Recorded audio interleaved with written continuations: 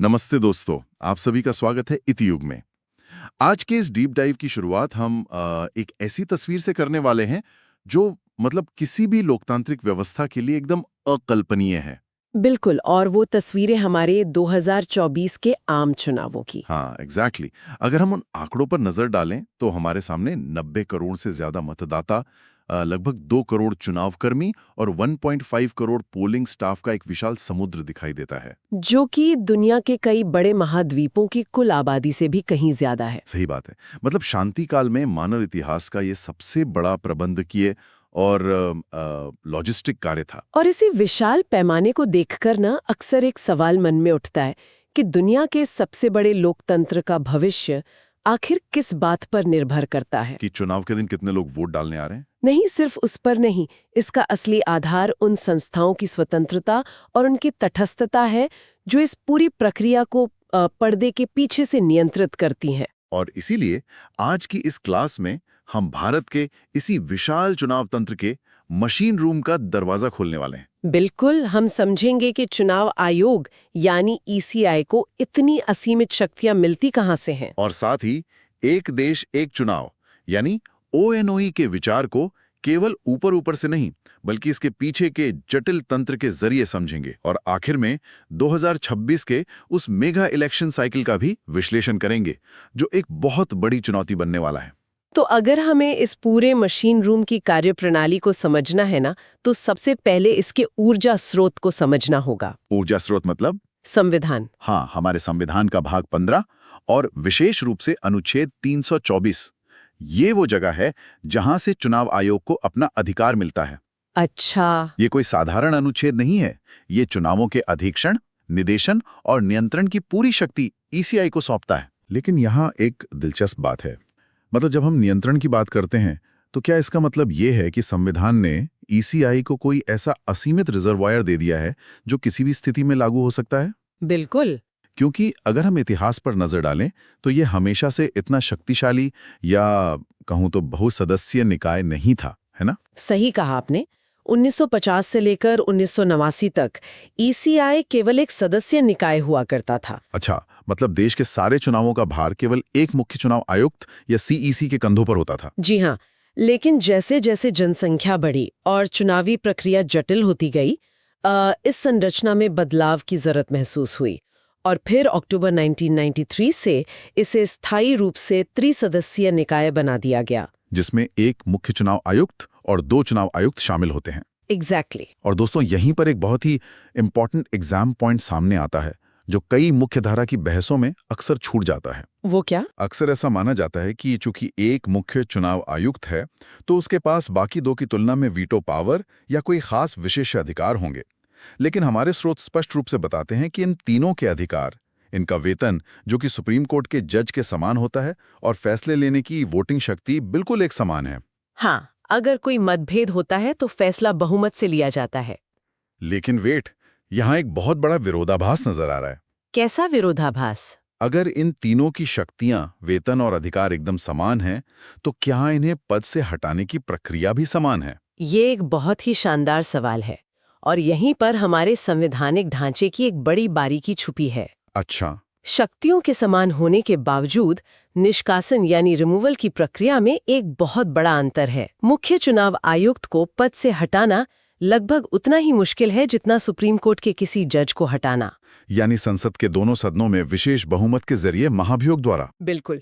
लेकिन बाकी के जो 2 चुनाव आयुक्त हैं, उन्हें महाभियोग के जरिए नहीं बल्कि केवल सीईसी की सिफारिश पर ही राष्ट्रपति द्वारा हटाया जा सकता है। ओह वाह, ये तो सच में हैरान करने वाला है। मतलब समान शक्तियों के बावजूद 2 चुनाव आयुक्तों की सुरक्षा सीईसी की तुलना में कमजोर है। जी हाँ। अब अगर हम अनुच्छेद 324 की शक्तियों पर वापस लौटें, मान लीजिए किसी राज्य के चुनाव में कोई ऐसी नई समस्या आ खड़ी हो जिसका जिक्र जनप्रतिनिधित्व अधिनियम या किसी अन्य कानून में हो ही ना। मतलब कानून पूरी तरह से मौन हो? हाँ, तो क्या ऐसी स्थिति में ईसीआई अनुच्छेद 324 का इस्तेमाल करके अपने नियम खुद बना सकता है? बिल्कुल बना सकता है। सुप्रीम कोर्ट ने कई बार ये स्पष्ट किया है कि जब संसद द्वारा बनाए गए कानून मौन होते हैं तो अनुच्छेद 324 एक खाली बर्तन की तरह नहीं रहता। तो वो क्या करता है? यह ईसीआई को वो अवशिष्ट शक्ति या रेसिडुअल पावर देता है जिसके तहत वो स्वतंत्र और निष्पक्ष चुनाव सुनिश्चित करने के लिए कोई भी आवश्यक आदेश पारित कर सकता है। अब जब हमने ये समझ लिया कि इन 3 पदों पर बैठे व्यक्तियों के पास कितनी अपार शक्तियां हैं, तो एक स्वाभाविक सवाल पैदा होता है कि इतने शक्तिशाली पदों पर बैठे इन लोगों को आखिर चुनता कौन है? और हाल ही में ये पूरी प्रक्रिया न्यायपालिका और कार्यपालिका के बीच एक ऐतिहासिक टकराव का कारण भी बन गई। हाँ, वो सुप्रीम विवाद। हाँ, इस टकराव की जड़ें मार्च 2023 में सुप्रीम कोर्ट के एक ऐतिहासिक फैसले अनूप बरुनवाल केस से जुड़ी हैं। ओके। 1950 से लेकर अब तक चुनाव आयुक्तों की नियुक्ति के लिए कोई स्पष्ट संसदीय कानून था ही नहीं। सरकारें अपने हिसाब से नियुक्तियां करती थीं। तो सुप्रीम कोर्ट ने क्या किया? सुप्रीम कोर्ट ने इस खालीपन को भरते हुए निर्देश दिया कि नियुक्तियों में पूर्ण तटस्थता होनी चाहिए। इसलिए उन्होंने एक चयन समिति बनाई जिसमें प्रधानमंत्री, लोकसभा में विपक्ष के नेता और भारत के मुख्य न्यायाधीश यानी सीजेआई को शामिल किया गया। लेकिन दोस्तों, ये व्यवस्था बहुत लंबे समय तक नहीं चल पाई, क्योंकि दिसंबर 2023 में संसद ने एक नया अधिनियम पारित कर दिया जिसने इस पूरी समिति का समीकरण ही बदल दिया। बिल्कुल। इस नए कानून के तहत चयन समिति में प्रधानमंत्री हैं, विपक्ष के नेता हैं, लेकिन मुख्य न्यायाधीश को हटाकर उनकी जगह एक केंद्रीय कैबिनेट मंत्री को शामिल कर लिया गया।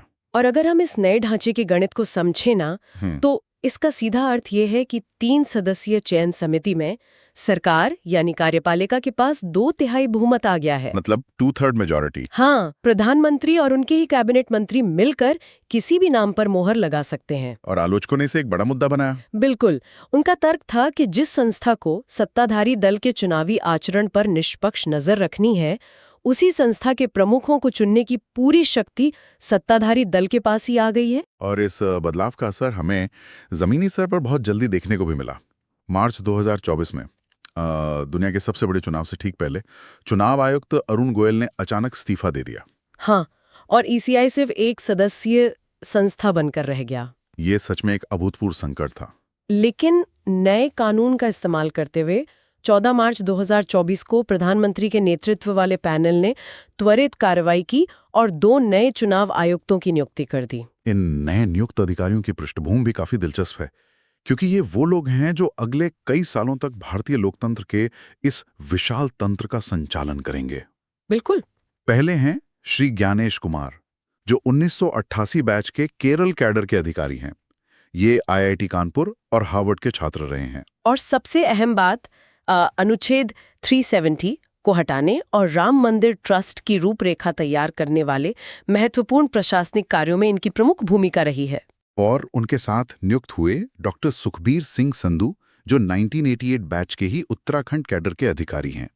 वे एक एमबीबीएस डॉक्टर भी हैं और नेशनल हाईवे अथॉरिटी के पूर्व अध्यक्ष रह चुके हैं। साथ ही डॉक्टर विवेक जोशी भी इस 3 सदस्यीय आयोग का हिस्सा हैं। लेकिन यहाँ एक बहुत बड़ा कानूनी पेच फंसा। जैसे ही ये नियुक्तियां हुई, कई याचिकाकर्ताओं ने सुप्रीम कोर्ट का दरवाजा खटखटाया। उनका तर्क था कि चूंकि मुख्य न्यायाधीश को चयन समिति से बाहर कर दिया गया है, इसलिए इन नियुक्तियों पर तुरंत रोक लगनी चाहिए। लेकिन सुप्रीम कोर्ट ने ऐसा करने से साफ इनकार कर दिया। क्यों? क्योंकि 18वें आम चुनाव बिल्कुल सिर पर थे। और उस वक्त प्रक्रिया को रोकने का मतलब था देश को अराजकता और संवैधानिक संकट में धकेलना। ये एक बेहद व्यावहारिक फैसला था। अब देखिए, नेतृत्व तो तय हो गया और उनके पास अपार शक्तियां भी आ गईं। लेकिन सवाल ये है कि वे जमीनी स्तर पर राजनीतिक दलों के आचरण को कैसे नियंत्रित करते हैं। और इसका सबसे बड़ा उपकरण है आदर्श आचार संहिता या एमसीसी, जिसे हम मॉडल कोड ऑफ कंडक्ट भी कहते हैं। हाँ। और आचार संहिता के बारे में एक बहुत बड़ी गलतफहमी है कि ये संसद द्वारा पारित कोई कठोर कानून है, जबकि असल में एमसीसी कोई वैधानिक कानून है ही नहीं। तो फिर क्या है?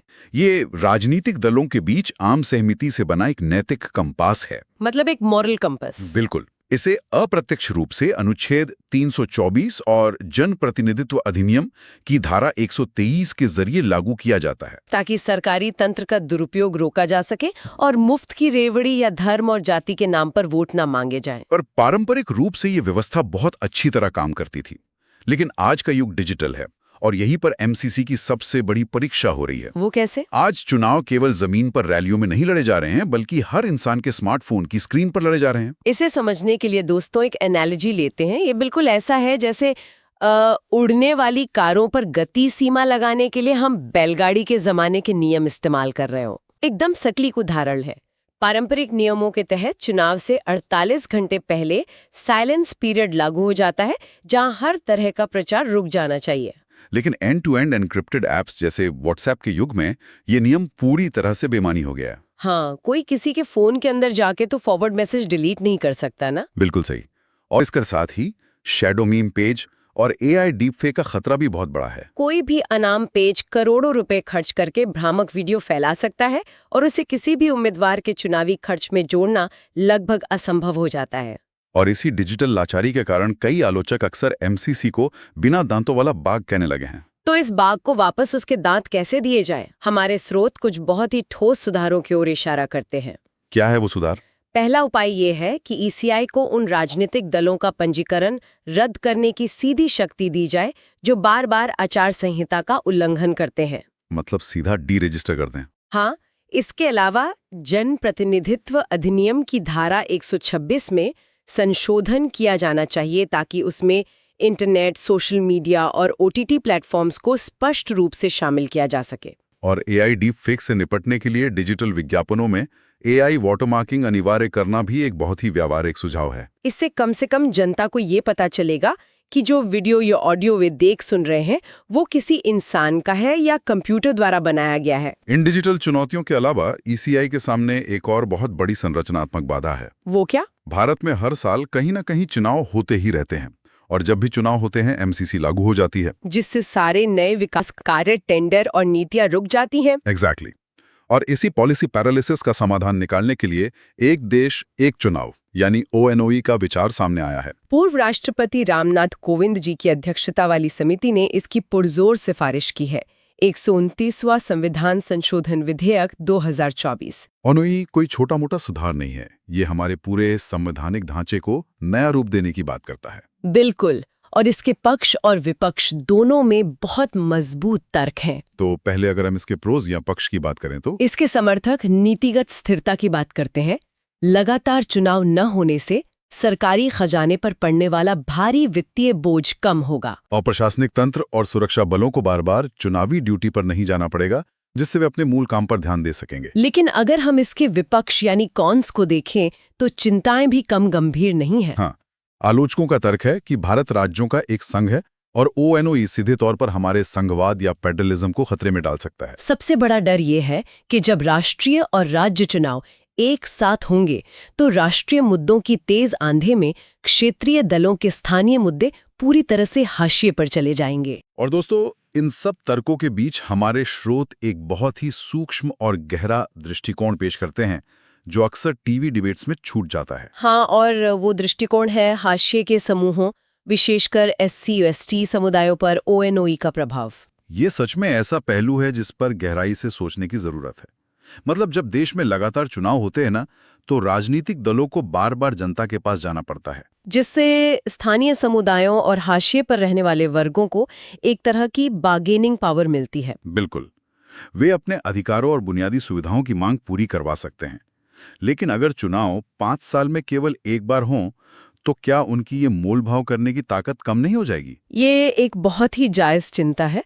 इसके साथ ही एक व्यवहारिक लॉजिस्टिक समस्या भी है। वो क्या? जब लोकसभा और विधानसभा चुनाव एक ही दिन होंगे तो मतदान केंद्रों पर भीड़ कई गुना बढ़ जाएगी। इससे दिव्यांगजनों और बुजुर्गों के लिए मतदान प्रक्रिया बहुत थकाऊ और असुविधाजनक हो सकती है। ये तो है। और ONOE को वैधानिक रूप से लागू करना भी एक बहुत लंबी और जटिल प्रक्रिया है। हाँ, इसके लिए संविधान के कई महत्वपूर्ण अनुच्छेदों में बड़े संशोधन की आवश्यकता होगी। दोस्तों, एग्जाम के नजरिए से इसे नोट कर लें। अनुच्छेद 83 और 172 जो अवधि तय करते हैं, अनुच्छेद 85 और 174 जो विघटन के नियम बनाते हैं, और अनुच्छेद 356 जो राष्ट्रपति शासन से जुड़ा है। और इतना ही नहीं, इन संशोधनों को कम से कम 50% राज्यों की विधानसभाओं द्वारा मंजूरी भी मिलनी चाहिए। यानी राटिफिकेशन अनिवार्य होगा। बिल्कुल। और मान लीजिए कि ये सब हो भी गए, पूरे देश में एक साथ चुनाव हो गए, लेकिन असली चुनौती तब शुरू होती है जिसे नियुक्त तिथि या अपॉइंटेड डेट का सिद्धांत कहा जाता है। चलिए इसे एक उदाहरण से समझते हैं। हाँ, मान लीजिए एक हाइपोथेटिकल स्थिति है। 2029 में पूरे देश में एक साथ चुनाव संपन्न हुए, सब कुछ ठीक चल रहा है। ओके।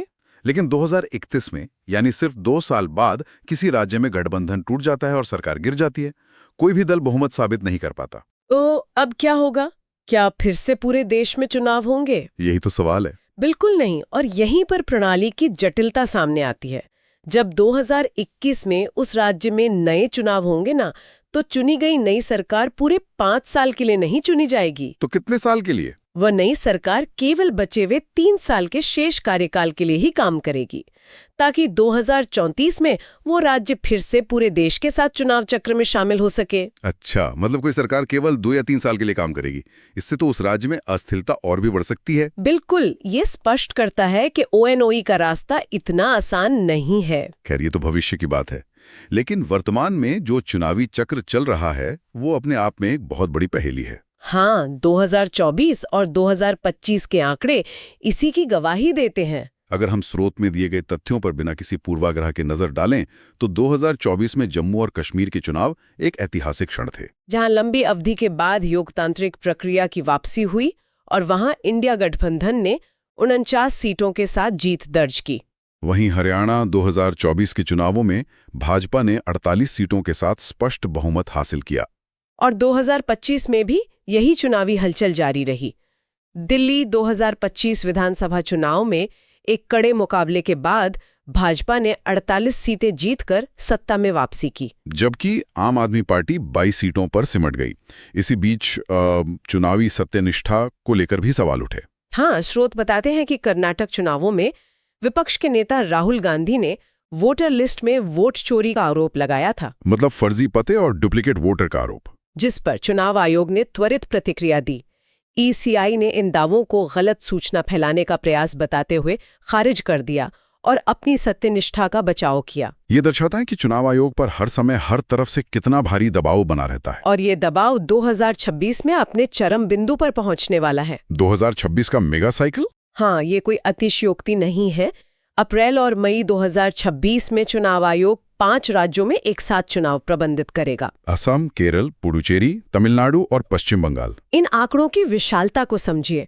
इन 5 राज्यों में कुल मिलाकर 824 निर्वाचन क्षेत्र हैं। और यहाँ लगभग 17.4 करोड़ मतदाता हैं। ये केवल नंबरों का खेल नहीं है। ये 5 राज्य भौगोलिक, भाषाई और राजनीतिक रूप से एक दूसरे से बिल्कुल अलग हैं। ये तो लॉजिस्टिक्स के नजरिए से एक बहुत बड़ा परीक्षण होगा। बिल्कुल, सुरक्षा बलों की भारी टुकड़ियों को एक राज्य से दूसरे राज्य में ले जाना, इलेक्ट्रॉनिक वोटिंग मशीनों का परिवहन और डिजिटल निगरानी सुनिश्चित करना। और वोटिंग मशीनों की विश्वसनीयता को लेकर जो अक्सर सवाल उठते हैं ना, उसके समाधान के रूप में हमारे पास VVPAT की व्यवस्था है, voter verified paper audit trail, जो एक बहुत बड़ा तकनीकी कवच है। हाँ, VVPAT का काम करने का तरीका बहुत ही सीधा और पारदर्शी है। जब कोई मतदाता बटन दबाता है तो मशीन के अंदर एक पर्ची प्रिंट होती है और मतदाता के पास 7 सेकंड की एक विजिबिलिटी विंडो होती है, जिसमें वो शीशे के पीछे से साफ देख सकता है कि उसका वोट उसी उम्मीदवार को गया है जिसे उसने चुना है।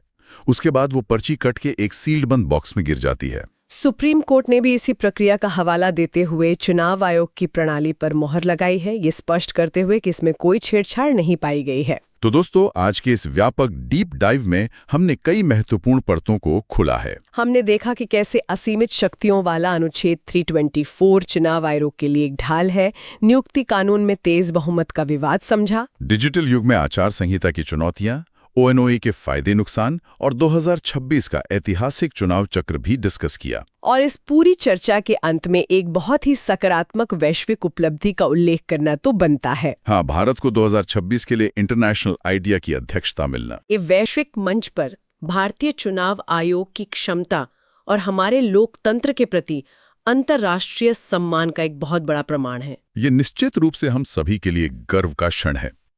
लेकिन हर बार की तरह हम इस क्लास को केवल तथ्यों पर खत्म नहीं करेंगे। बिल्कुल, अगर हम बड़े परिदृश्य को देखें तो डॉक्टर बी.आर. अंबेडकर का एक बहुत ही गहरा विचार सामने आता है।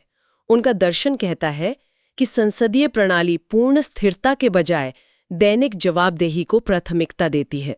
मतलब लगातार चुनाव राजनेताओं को जनता के प्रति जवाबदेह बनाए रखने का एक तंत्र है। ठीक यही बात ONOE के साथ हम शायद प्रशासनिक दक्षता और 5 साल की पूर्ण स्थिरता हासिल कर लें, लेकिन यह एक बुनियादी सवाल खड़ा करता है, क्या हम इस स्थिरता को पाने के लिए उस लोकतांत्रिक